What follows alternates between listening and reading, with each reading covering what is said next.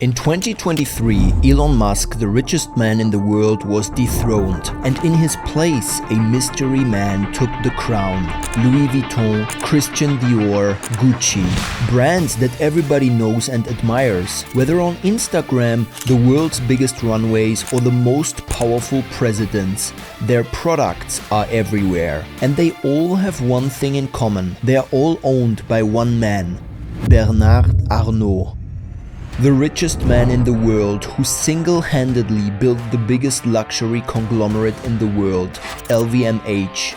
His merciless business tactics earned him the nickname Wolf in Kashmir, a cold-hearted killer that betrayed friends and exploited partners only to accomplish his ultimate goal, amassing more wealth than anybody else. Unlike his billionaire peers, he lives a secretive and secluded life. Living like a Bond villain, Arnault has achieved it all. This is the story of the richest man in the world. In life, two things are inevitable: death and taxes. Until now, successful entrepreneurs like Bernard do everything possible to avoid tax, like creating offshore companies, trusts and bank accounts. But you don't have to be a billionaire to beat your tax bill. Enter Nomad Capitalist, who literally wrote the book on how to reduce personal and corporate tax exposure through offshore strategies and more. Through completely legal, transparent and ethical ways, Nomad Capitalist assists clients with finding simple solutions for their taxes. Whether you're a startup or a multinational organization, or maybe you're a successful investor wondering, like many, about moving to tax-friendly havens, Dubai, London, Singapore, where you could be paying as little as single-digit tax rates. Nomad Capitalist encourages people and businesses to move where they're treated best, and they accompany you through each and every step.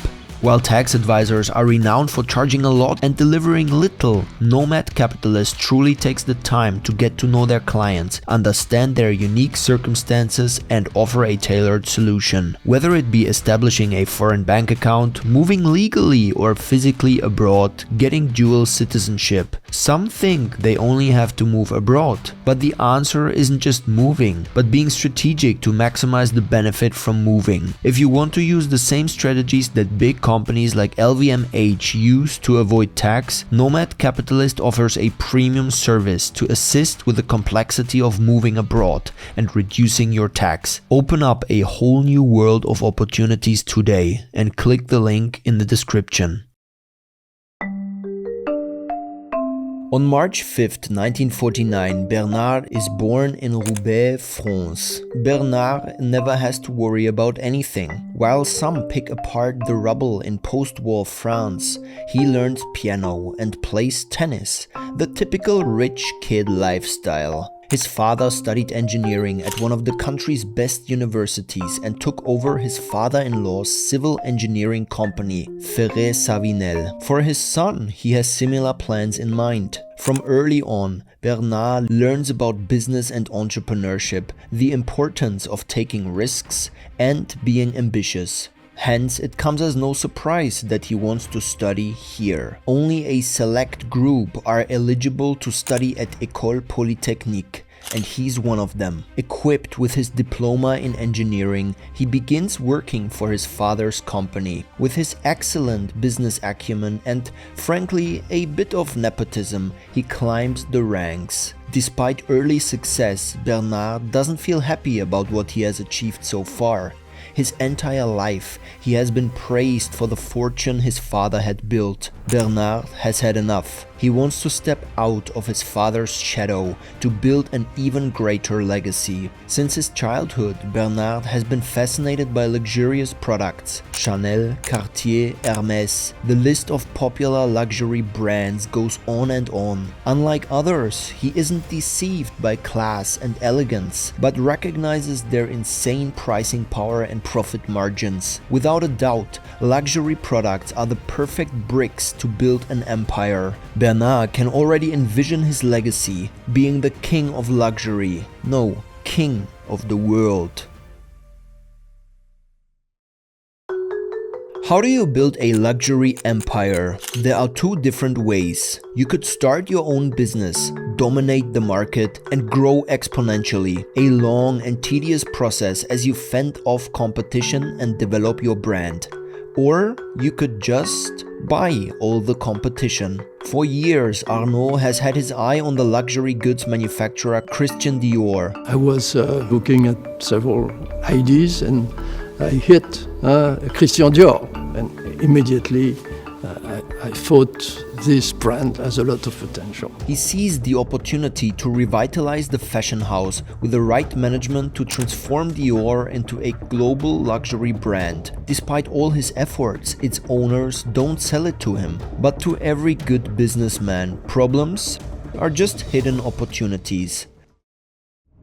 The year is 1984. When the rest of the world enjoys Ghostbusters, Europe's entire textile industry is facing major economic difficulties. While some girls try to snag a discount on a Louis Vuitton bag, Bernard Arnault sees a much bigger opportunity. Amid the textile industry crisis, he's not just shopping for luxury goods, but entire companies. Through a friend of his, Arnault learns about the bankrupt textile company Boussac Saint Freres. Its assets include the department store Le Bon Marché and the retail shop Conforama. But most importantly, Christian Dior. This perfect occasion to leverage his business knowledge and get one step closer to achieving his grand vision, ruling the world of luxury. But first, he has to win a bidding process with the French government. After long negotiations and making use of his connections to local politicians and influential entrepreneurs, Arnault convinces the council. All he has to pay is a symbolic 1 franc, with the commitment of retaining at least 12,250 of the 16,000 jobs, a promise Bernard has no intention of keeping.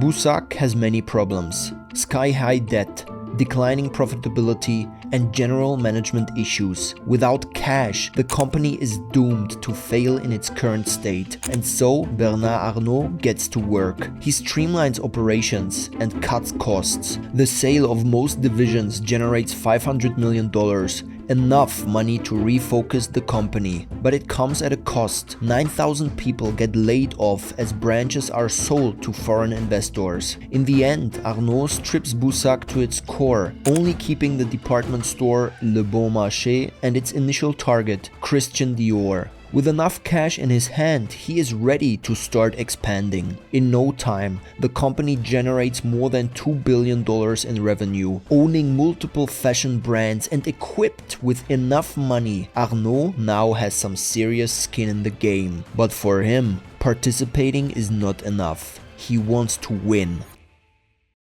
By any standard, Bernard Arnault can be considered successful. He's increased his net worth many times over and built a powerful company. But Bernard is not easily satisfied. He wants to have it all. He wants to be the emperor of luxury. And if he has to use some frowned upon methods to get there, so be it. Stock markets in the 1980s are ruled by a special type of investors. People that are driven by greed and only care about making money. No deal is too ruthless. Nobody stands a chance against them. It's the time of corporate raiders like Carl Icahn. He is known for his insatiable bloodlust and reckless tactics. Icahn is the man who's been changing the face of American business with his threatened or actual takeovers of dozens of companies. Growing up in a poor neighborhood in Queens, he rises to the top and builds an empire worth billions. Make sure to check out our biography about him. A corporate raider is an investor who buys large stakes in a company with the intention of gaining significant control over it. They might take over a company and push for changes to increase profitability, or try to break up a company into smaller parts to sell them for a profit. While corporate raids seem great to greedy Wall Street bankers, they are a nightmare for entrepreneurs who fear seeing their life's work sold. But how do you protect yourself against a hostile raider? Well, Arnault comes up with an idea to help the primarily family-managed luxury brands protect their heritages. Instead of fighting raiders alone, how about joining forces to become an unassailable fortress? Arnault presents his strategy to two rivaling luxury magnates, Alain Chevalier, CEO of Moet Hennessy, and Henri Racamier, president of Louis Vuitton. Both of them worry about losing everything they've worked for to hostile raiders. After countless hours of negotiations and persuasion, groundbreaking news is announced. Louis Vuitton and Moet Hennessy will merge, creating the world's largest luxury conglomerate to date, LVMH. Most luxury brands like Louis Vuitton, Dior, or Moet are relatively small and can be valued cheaply, especially since the European textile industry is heavily pressured by changing consumer preferences and globalization. Hostile raiders love this. Whenever a company is struggling, it can be acquired dirt cheap and drained for every last penny. But when combining multiple businesses and putting them under a shared holding company, they simply become too expensive for hostile takeovers, despite all their struggles. The merger, however, doesn't spell the end to Louis Vuitton's and Moet Hennessy's strategic worries. By combining forces, they may have taken care of outside threats, but what about internal conflicts? After all, they're still rivals. The two co-chairmen, Henri Racamier and Alain Chevalier, diverge heavily on strategic choices, essentially paralyzing the conglomerate. But as they say, when two quarrel, the third rejoices, and Bernard Arnault certainly rejoices. Shortly after LVMH is formed, one of the most shattering stock market crashes occurs, Black Monday of 1987. Well, the law of gravity hit Wall Street today, and financial markets around the world for that matter, as stock prices plunged even more than they did on Black Tuesday of 1929. They're calling it the Monday Massacre, the worst drop in Wall Street history. Within a single day, stock markets all around the world lose up to 46% of their value. Total losses are estimated at more than $1.7 trillion. But Bernard has an advantage over many others, a seemingly endless supply of money. And as the saying goes, the time to buy is when there's blood in the streets, right? He buys into LVMH at a bargain, secretly establishing a stake in the company. And it gets even better. Henri Racamier, the old CEO of Louis Vuitton, asks Arnault to acquire shares and mediate between the two rivaling chairmen. Bernard Arnault, the white knight in cashmere, should help return the company to a single direction. Asserting himself as the pivotal shareholder for a bright future, he gets into alliances with both parties. Time passes with no improvement in sight. Rumors start spreading behind closed doors. The public is uncertain until Bernard Arnault reveals his real intention in July 1988, the goal he had chased since the beginning. He begins purchasing stocks of LVMH whenever possible. The following months, Arnault spends billions in a tough battle for control to eventually gain 43.5% of LVMH's shares and 35% of its voting rights, becoming the company's largest shareholder. Tall walls can stop raiders outside the castle, but no wall in the world can stop a Trojan horse.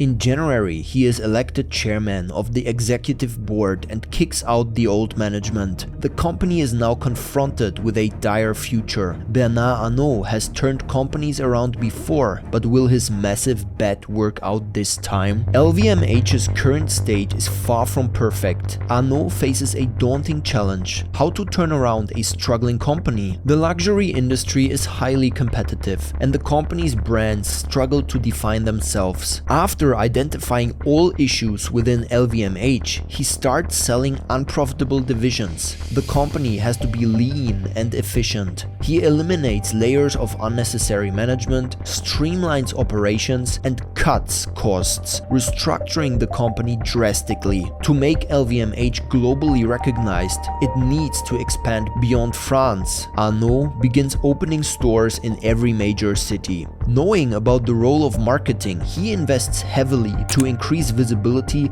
and desirability among all brands in the company's portfolio. Fashion magazines, billboards on Fifth Avenue, and tennis tournaments. LVMH advertisements and promotions are everywhere. People all around the globe should know about the company's glamorous products. However, Arnault doesn't neglect the most valuable asset: quality. All products hearing the LVMH name are of the highest grade possible. To build a large business with our partners with one criteria: the best quality and the most elitist product in every line that we are selling throughout the world. Within years, annual sales and profit are 5x'd. The share price of LVMH increases by 15x, boosting Bernard Arnault's net worth to new highs. It follows an unprecedented shopping frenzy, only beaten by trust fund girls looking to get their next Birkin bag. The wolf in cashmere seems unstoppable, a force of nature. He quietly consumes the biggest names in fashion, but one brand won't succumb so easy: Gucci. The renowned Italian leather goods manufacturer Gucci is making waves with its innovative designs and leadership. It's no wonder this arouses Arnault's interest. Following the ruthless principles he utilized for his LVMH takeover, he secretly begins buying up shares, slowly crawling up to them like a hunter on the prowl. But the ambush fails. Domenico De Sole, CEO of Gucci, is fiercely protective of the company's independence. Unlike many competitors, he does not give in and openly accuses Arnault of this creeping takeover. Arnault is not deterred easily and ups his stake from an initial 5% to more than 34%, all while insisting to be a supportive and unassertive stakeholder. Would you trust him? De Sole doesn't and proposes a deal. In exchange for board representation, Arnault would agree to stop increasing his stake any further. The French mogul refuses instantly. De Sole thinks to himself, if Arnault wants a fight, he can get one. He vigorously seeks a solution and soon discovers the answer. A loophole allows him to issue new shares only with the board's approval, cutting out shareholders like Bernard. Every time LVMH buys more shares, Gucci creates new ones to dilute his stake. The fight drags on for years, but ultimately a settlement is reached in September 2001. LVMH agrees to sell all its shares in Gucci, still walking away with a nice $700 million in profit. Despite this minor setback, LVMH rises to new highs, towering over its competitors. What happens when you reach the pinnacle of success? For Bernard Arnault, it's simple. Indulge in excess and extravagance. The rise of his luxury empire made him exorbitantly rich. Money has become an abundant treasure. Nothing is too expensive. Unlike wannabe riches showing off their prosperity, Bernard enjoys his wealth in private. His collection of high-end cars includes some of the rarest ever made by Ferrari, Bugatti, Koenigsegg and others, each worth millions. He pays millions for extravagant yachts, private islands, real estate all over the world, huge art collections, vineyards and raw wines. He sold all his private jets after the Elon Musk flight tracker debacle and only charters external aircraft, all to stay hidden from the public. Money not only buys things, but also creates unforgettable experiences, whether it's playing tennis with his favorite star, Roger Federer, or organizing lavish parties and events with Michelin chefs, famous musicians, or former presidents. Whenever an important family event arises, Arnault spares no effort and spends millions on a single evening. Despite his love for extravagant possessions, he doesn't forget about giving back to society. He donates hundreds of millions of of euros to support innovative medical research, help disadvantaged families and children, and contribute to the rebuilding of the iconic Notre Dame Cathedral. Speaking of which, even at the highest echelons of wealth, competition between rival billionaires remains a game of one-upmanship, with each trying to outdo the other. After François Pinault, owner of the famous auction house Christie's, proposed to donate 100 million euros, Bernard had to assert his dominance and donate double the amount, a true silverback move.